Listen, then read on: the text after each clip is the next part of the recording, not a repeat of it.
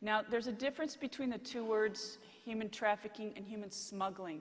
And I've noticed the newspapers here in South Florida are unfortunately not very educated, and therefore they're promoting false information to the readers. I do what I can to contact editors whenever I see the mistake, but I'll tell it to you. You do have a lot of smuggling here in South Florida.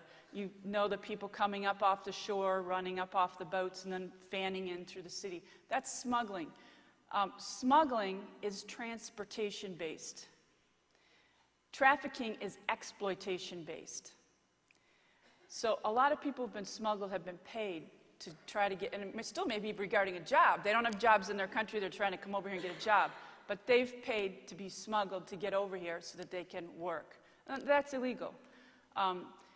Trafficking is when people who may have applied for a certain job, it has to involve coercion, deceit, lying, manipulation, oppression, and a lot of times, forced rape. Things like this are used to manipulate people, and then their papers are taken.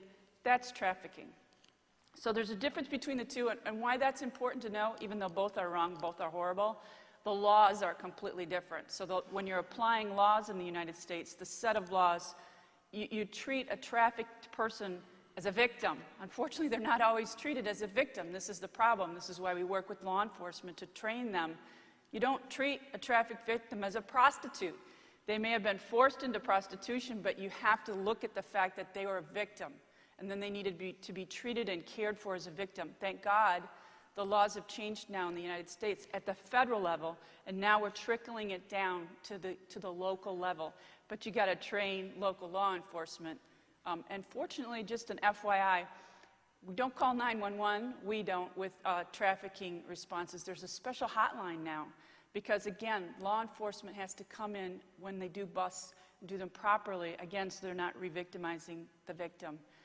The federal government is so concerned about the situation of human trafficking down here that they've set up a special office down in Broward, where I live, at the federal courthouse.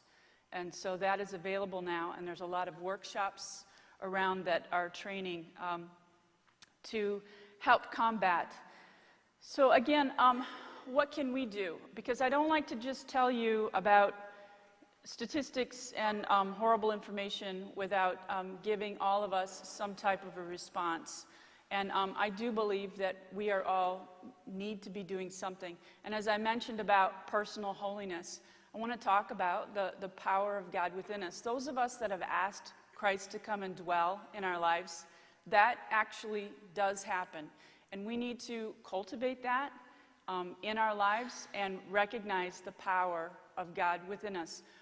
When I left college, I went out on the mission field. And after doing 4 years, you guys get into this pattern of all your credits, and you have to work on a system like this. You got to get all of it done. And then when you're done, you got bragging rights, especially if you got your degree and if you had some honors involved with it like I did. But when I got overseas and worked in the red light district in the ministry, I began to recognize nobody cares about your thesis, let me tell you. They don't care whatsoever. They don't care about everything that you've just done. What they care about and what they want to know is, do you love them? And it's really kind of hard to learn how to show love and show compassion and just hang out and be the light of Christ in a community. But that's what I'd like to challenge you all to do. One of the things we did for 10 years in the red light district in Manila, myself with other foreign missionaries, would be to walk and pray. I didn't know the language right off the bat, so I couldn't interact with people. But I learned real quickly how God really does do what he says he will do. I will never leave you. I will never abandon you. And there's so many scriptures about the light of Christ being richly in you. I'll give you an example. When we were in Mexico City, we were doing some undercover work in the bar, and there was two men, and I was asked to come as a fake spouse for one of the guys that was doing this undercover work. For 3 hours, we had to sit in that bar with all the strippers and the pole dancers, and your mandatory drink limit, and I hate whiskey, and so it was like cough syrup. I have to do this. And I just prayed the whole time because I couldn't communicate, I couldn't interact. And then afterward, the girls came down from there, and again, we're undercover. And one after another, they said to us, it was translated to me anyways, because I don't know Spanish, "We could see light coming out of your table." And I said, well, so much for undercover. When you have the light of Christ in you, you need to trust that. You need to understand that. The other thing I hear all the time when I'm doing bar work is, and those of us that are Christian when I take short-term teams, your eyes are the window to the soul. That's what the scripture says.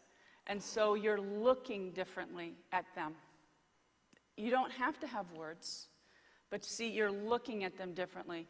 They are being looked at all the time with greed, with lust, with darkness. And same thing with the street children. They're used to being abused, and they're used to seeing just this certain kind of evil and just consumption. And see, when you come in as a Christian and you're looking at them with eyes of love, with eyes of compassion, it's enormous. And I hate to say it, but that didn't take a degree. You know, I mean, you need to cultivate that, because this is what the world needs. A degree is important. I'm sorry. It is important. I have one, and I do believe it's necessary. But at the same time, we need to be cultivating the God that said he would richly dwell in us, and trust that, and take it around. I like to, as a visual artist, think through the illustration of the tabernacle. Do you remember when the Ark of the Covenant is taken around on poles? And there was just like this enormous power in it wherever it went. That actually, according to Scripture, is us now. 1 Corinthians tells us that when Christ is dwelling in us, when we've asked that, when we've had that interaction with God, he's tabernacling with us. So that's actually in us now, and we're walking it. So the Scripture, Micah 6:8, do justice, love mercy, and walk humbly with your God. For me, I see that as walking it out. You're walking humbly with God with you, walking it through the streets and creating some permanent damage. And that's what I want to see happen, is damage to the structures of injustice and of evil and oppression. We have them all around us. So I'm going to give you some practical examples that I hope that you will take up on. One, as I was saying, in the red light district, we would walk and pray. We would visualize that we were light and just breaking down the darkness. It sounds silly, I know. The other thing that I would do would be, and this took a lot of nerve, and it's still hard for me to this day. I've been a missionary for 25 years. This is still hard. But I have to give myself permission and authority to stand on the street corner next to the pimps and next to the people selling themselves. Did they get a permit from City Hall to do that? They didn't. Did they get a license to do it? No. They don't own the street corner. And so I have to tell myself the same thing, and I'll just stand there. And at first people were like, why are you going to leave now? You're irritating us. But we would just be light, and just be there and to just smile and make friends with people. That's not a project. That's not a big deal. But it's standing in authority. And I'm telling you, one thing after another, we've seen enormous changes. That red light district in Manila is now completely shut down. Ermita from the past is gone. It's wiped out. You can do web searches and see the good old days. Huge. It was international mafia money. Just all the big lights. It's like a mini Las Vegas. It's gone. We walked and prayed. Of course, the authorities didn't know that, but we know what we did. And knowing that, it's like an addiction. So we can't stop now.